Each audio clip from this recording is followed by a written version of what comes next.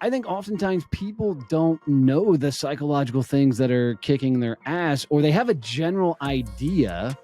So how does somebody dive into what is actually fear of success, fear of hard work, fear of could they handle it when they get there? How does somebody unleash and discover a lot of those psychological triggers, if you will? Yeah, man, great question. And I really think it takes getting, and this is the hardest thing for a human being to do, getting radically honest and getting radically in tune with you and who you are. And how do you do that? Because that's the answer. You sit the fuck down on the couch for a sustained period of time. You close your eyes, you breathe, and you understand, what do I believe is true about me, about the world, about life?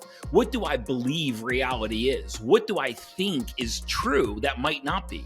What does, like, someone, man, the greatest piece of money advice I ever got in my life is, if you want to become a millionaire and you want to become radically wealthy, don't ask somebody who's broke for money advice, right? You don't ask somebody who's a failure for advice on how to become successful. But those people that are wealthy and successful believe things that people that are failures and broke don't believe.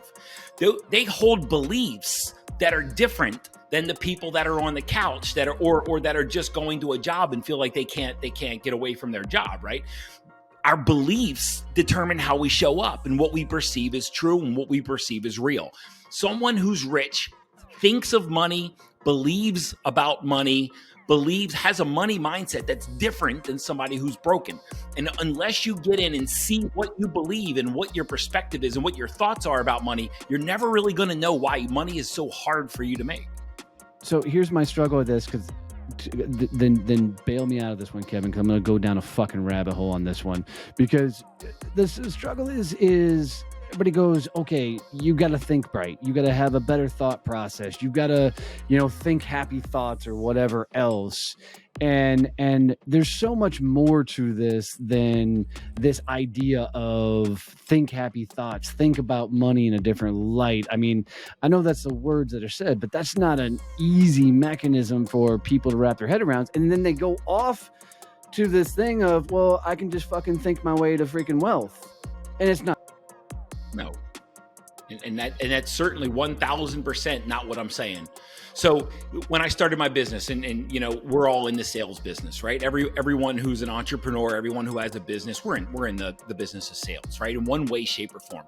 And I remember when I started my business 6 years ago, and this was, I went from corporate executive to now an entrepreneur, a solopreneur, and you eat what you kill, right?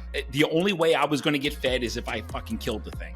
So the point being is, when at that point in my life, I felt that money was my survival. Money was my mechanism for survival. That is the belief that I held. And I had held it for 43, 44 years. Money equals survival. Lack of money equals death. Now, when I jumped on a phone with folks, that belief showed up, that money was survival. So now I didn't want to take that other person's life. Me asking for money from someone was literally taking their life away and putting their fucking survival in jeopardy. And as long as I saw money equals life, money equals survival, money equals breathing, as long as I saw that, I couldn't fucking like spit the words out to try to take money from them or try to ask for reciprocation, for service, for value in a receptive mode, until I resolved that, until I saw that and saw that it wasn't true.